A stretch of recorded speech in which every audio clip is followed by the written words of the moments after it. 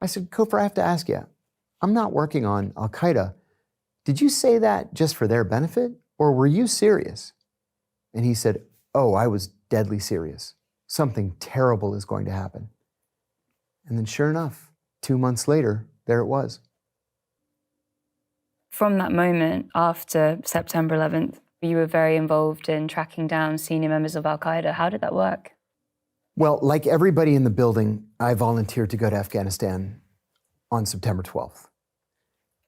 And I volunteered again, and again, and again, 4 times. Well, I was one of only 16 fluent Arabic speakers at the CIA at the time. I had worked years earlier for the deputy director of the counter-terrorism center, so I considered him to be a friend. I went into his office and I made a bold and completely empty threat. And I said, if you don't send me to Afghanistan right now, I am going straight to Exxon with my Arabic and I'm not looking back. And he says, take it easy, take it easy. Can you go to Pakistan? And I said, yes. When? He said, tomorrow. I said, yes. What do you want me to do there?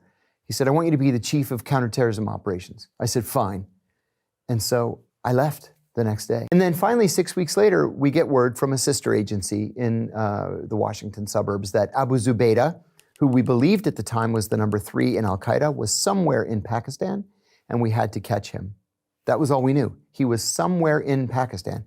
And I said in our morning meeting, I said, this country is the size of Texas. It has 220 million people in it. What do you mean he's in Pakistan? Go catch him. We came up with a plan, and we caught him.